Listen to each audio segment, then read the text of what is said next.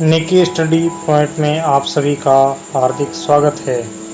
आज हम राजस्थानी चित्र शैली की विशेषताएं पढ़ेंगे।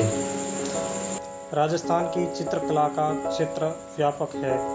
इसमें व्यापक विविधताएं पाई जाती है। इस पर धार्मिक, राजनीतिक, लौकिक तथा सांस्कृतिक प्रभाव व्याप्त है।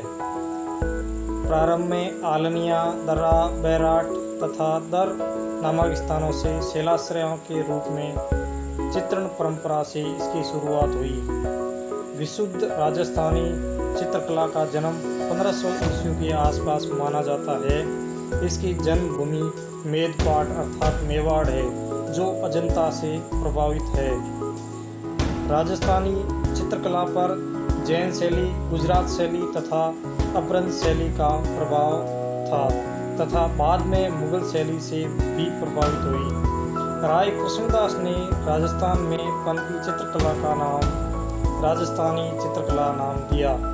अब हम राजस्थानी चित्रकला की प्रमुख विशेषताएं पढ़ेंगे। एक और शैली पर लोक जीवन, धार्मिक तथा सांस्कृतिक क्रियाकलापों का प्रभाव पड़ा, वहीं दूसरी ओर इस पर राजकीय संरक्षण के कारण सामंती तथा दरबारी जीवन का प्रभाव भी दृष्टिगोचर होता है। इसी कारण इस शैली में शिकार के दृश्य, महफिल आदि के चित्र भी देखने को मिलते हैं।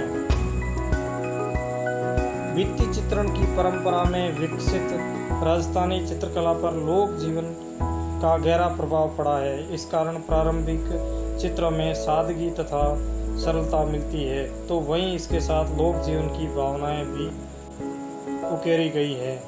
भाव प्रवणता की दृष्टि से राजस्थानी चित्रकला रस प्रधान है।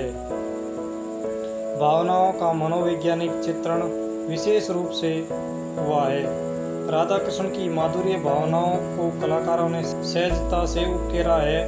भक्ति तथा श्रृंगार रस का सजीव चित्रण ने तो राजस्थानी चित्रकला को सिरमौर बना दिया है। विषय वैविध्य की दृष्टि से राजस्थानी चित्रकला व्यापक तथा विस्तृत है। एक और राधा कृष्ण लीलाओं, राम कथा, महाभारत तथा भागवत की विविध कथाओं को चित्रण हुआ है, तो दूसरी तरफ नायक नायिका भेद, राग रागिनी, बारहमासा, ऋतु वर्णन, उत्सव, शिकार, दरबारी जीवन तथा राजा रानियों का भी चित्रांकन हुआ है। साथ ही लोक कलाओं तथा काव्य का भी चित्रण बखूबी हुआ है। राजस्थानी चित्रकला में रंगों का प्रयोग जादूगरी के साथ हुआ है। श्वेत, हरा, लाल तथा पीले रंगों का प्रयोग विशेष रूप से हुआ है। इन रंगों के समन्वय से राजस्थानी चित्र शैली को रंगीन बना दिया है। चमकदार, चटकीले तथा दीप्ति युक्त रंगों का संयोजन इस शैली की अनूठी ओळखाण है। इस शैली को राजकीय संरक्षण मिलने के कारण राजपूत सभ्यता तथा संस्कृति का विशेष प्रभाव है। दरबार, हवेलियां, मंदिर, महल, गढ़ आदि का बारीकी के साथ चित्रण हुआ है। इस प्रकार चित्रकला राज्याश्रित होने के कारण राजाओं तथा सामंतों के संरक्षण में फली फूली तथा इसके कारण कलाकारों ने आजीविका के रूप में इसे आगे बढ़ाया। राजस्थानी चित्रकला में प्रकृति के बहुरंगी परिवेश को विशेष महत्व मिला है। काले मेघों से आच्छादित आकाश में सर्पाकार विद्युत रेखाएं, वन, उपवन, पेड़ पौधों तथा फूल पत्तियों से भरे निकुंज तथा निकुंजों में कलरव करते पक्षियों का वर्णन किया गया। जंगल में मोर, हाथी, हिरण आदि के चित्रण के कारण प्राकृतिक दृश्यों को अलंकारिक तथा सुरम्य बना दिया गया।